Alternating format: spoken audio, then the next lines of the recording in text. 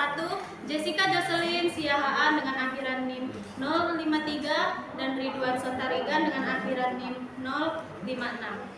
Di sini kami akan mempresentasikan tentang hasil praktikum yang berjudul peragian atau karbohidrat. Langsung aja pada pemateri pertama, yaitu saya sendiri. Untuk tujuan ini untuk mengetahui terjadinya fermentasi yang dilakukan oleh sel ragi.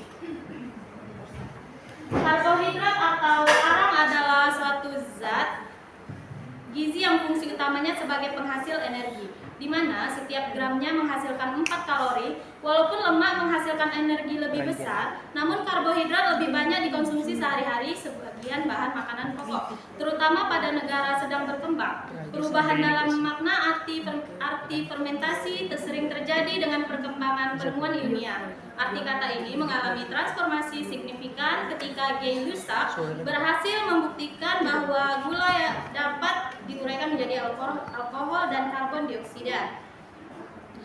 Sel ragi adalah mikroorganisme eukariotik yang memiliki peran utama dalam proses fermentasi. Sel ragi dapat mengubah berbagai jenis karbohidrat menjadi produk fermentasi seperti etanol dan karbon dioksida. Dalam fermentasi ini, sel ragi memerlukan substrat berupa karbohidrat untuk diubah menjadi produk fermentasi. Dalam percobaan ini, kita akan menggunakan 2 jenis gula, yakni fruktosa dan glukosa sebagai substrat. Gluktosa adalah gula sederhana yang dapat diubah menjadi energi dengan cepat. Sementara fruktosa adalah gula buah yang juga dapat digunakan oleh sel ragi dalam proses fermentasi. Untuk waktu dan tempatnya, praktikum ini dilaksanakan pada hari Jumat, tanggal 6 Oktober 2023 pukul 9.30 sampai 11.30 waktu Indonesia Barat di Laboratorium Ekofisiologi Tanaman Fakultas Pertanian Universitas Jambi. Alat dan bahannya bisa dilihat: bahan 20 ml Aquades, 1 gram vermipan atau juga ragi, 3 gram gluktosa, 3 gram fruktosa. Untuk alat ada Erlenmeyer, beker gelas, dan timbangan analitik. Untuk cara kerjanya, pertama, timbang semua bahan sesuai dengan konsentrasi yang diberikan. Yang kedua, siapkan 8 Erlenmeyer, lalu masukkan Aquades ke dalam masing-masing Erlenmeyer sebanyak 20 ml. Yang ketiga, setelah itu berikan perlakuan ke dalam Erlenmeyer sebagai berikut: fruktosa terhadap ragi, gluktosa terhadap ragi, fruktosa, dan glukosa. Yang keempat, masing-masing diberikan sebanyak 3 gram, kemudian di-shake hingga larutan homogen. Lalu tutup Erlenmeyer dengan balon, diamkan hingga membentuk CO2 atau karbon dioksida. Selanjutnya pembahas yang kedua dipersilakan. Baik, saya akan melanjutkan. Untuk percobaan pertama itu ada glukosa di 3 gram ditambah Aquades 20 ml ditambah ragi 1 gram, itu bereaksi. Yang kedua ada fruktosa 3 gram ditambah Aquades 20 ml ditambah ragi 1 gram, itu bereaksi juga. Dan untuk yang ketiga, glukosa 3 gram ditambah Aquades 20 ml, itu tidak bereaksi. Dan yang keempat, fruktosa 3 gram ditambah Aquades 20 ml, tidak bereaksi juga. Fermentasi merupakan suatu cara untuk mengubah substrat menjadi produk tertentu yang dikehendaki dengan menggunakan bantuan mikroba. Mikroba yang berperan dalam fermentasi tersebut adalah Saccharomyces cerevisiae karena mengandung enzim respirasi yang sangat kompleks. Dalam hal ini, karbohidrat yang akan diubah menjadi karbohidrat karbon dioksida dan alkohol. Proses pembuatan alkohol oleh mikroorganisme dan hasil akhirnya disebut fermentasi alkohol. Terima kasih untuk pemateri. Langsung saja untuk pemateri selanjutnya. Baiklah, terima kasih moderator. Saya akan memulaikan pembahasannya.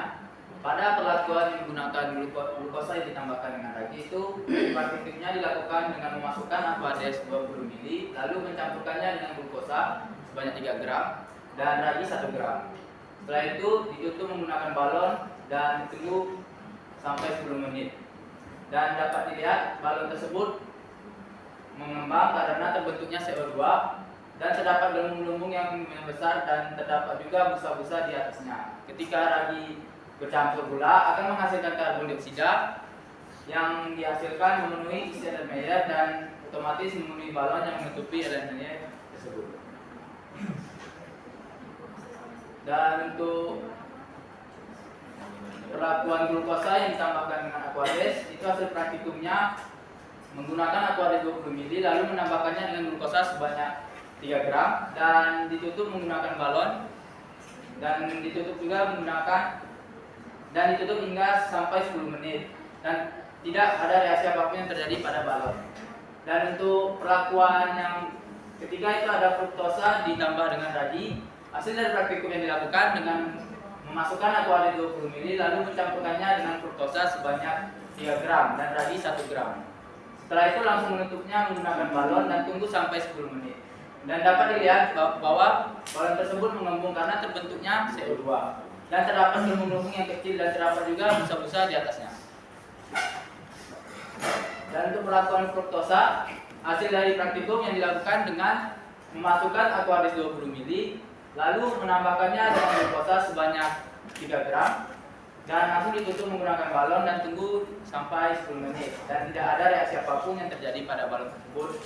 Sama juga dengan percobaan menggunakan glukosa, percobaan ini tidak menggunakan radi yang berperan sebagai respirasi anaerob. Baiklah, selebihnya saya serahkan kembali kepada moderator. Terima kasih untuk pemateri dan akan kami lanjutkan.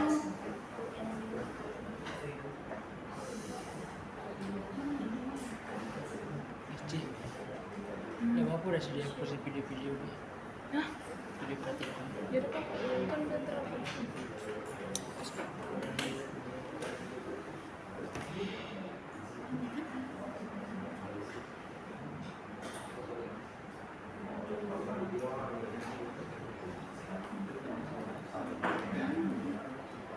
Baiklah, akan kami lanjutkan untuk hasil praktikum selanjutnya yakni enzim papain yang akan Enzim papain langsung ke hasil sebelah sana.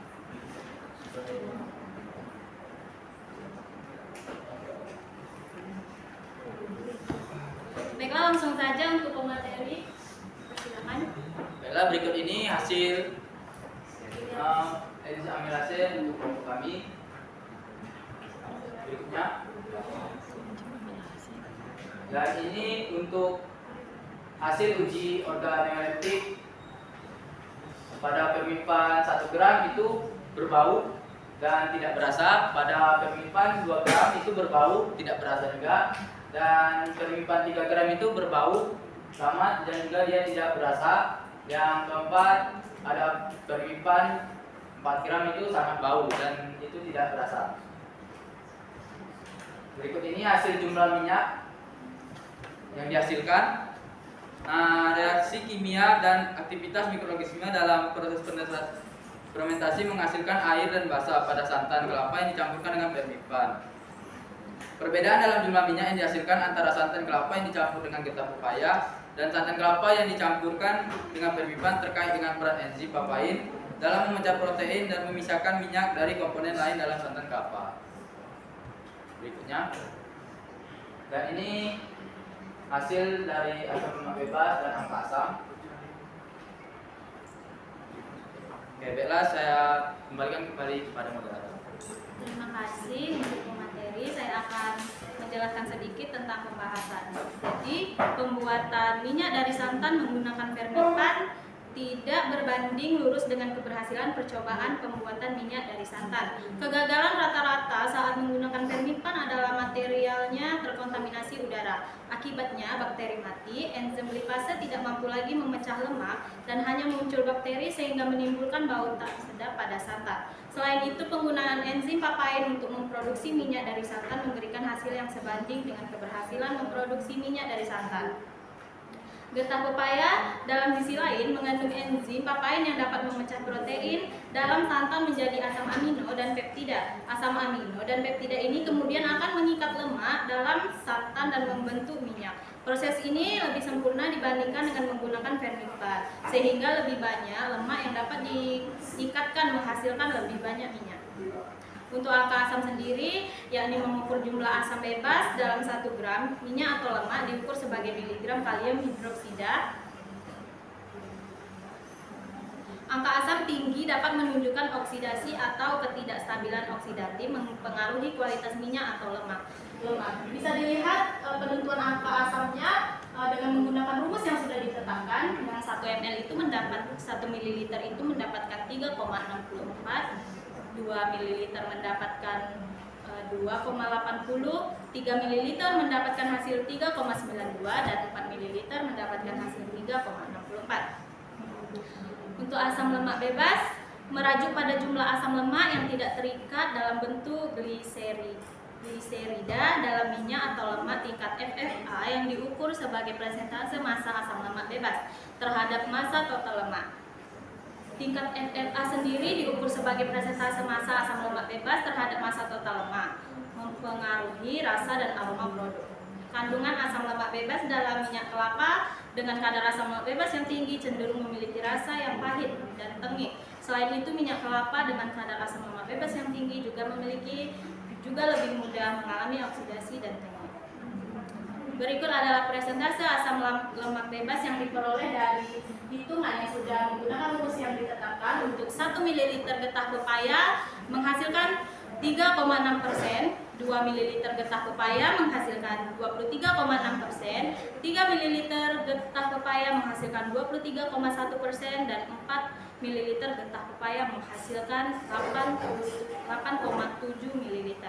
Dalam hal ini, mengukur asam lemak bebas dalam produk yang mengandung enzim papain dapat membantu memastikan kualitas dan stabilitas produk tersebut. Metode analisis yang umum digunakan untuk mengukur asam lemak bebas adalah dengan menggunakan metode titrasi atau kromatografi gas. Jadi, meskipun enzim papain itu sendiri tidak mengandung asam lemak bebas, pengukuran asam lemak bebas tetap dalam produk yang mengandung enzim papain dapat menjadi penting untuk memastikan kualitas produk akhir. Dalam kesimpulannya, santan yang dicampur dengan fermentan menghasilkan campuran yang mengandung gas karbon dioksida dan volume yang meningkat. Sementara santan kelapa yang dicampur dengan getah pepaya menghasilkan pemisahan minyak dari campuran. Pemilihan metode terbaik untuk menghasilkan minyak kelapa tergantung pada tujuan dan preferensi masing-masing. Santan kelapa murni cocok untuk menghasilkan minyak kelapa dalam jumlah yang banyak. Santan kelapa yang dicampur dengan getah pepaya cocok untuk menghasilkan minyak kelapa dengan cara yang lebih mudah dan cepat. Dan santan kelapa yang dicampur dengan fermipan cocok untuk menghasilkan minyak kelapa dengan kualitas yang lebih baik. Mungkin sekian penjelasan singkat dari kelompok kami. Kami akhiri wabillahi taufiq wal hidayah. Wassalamualaikum warahmatullahi wabarakatuh. Terima kasih.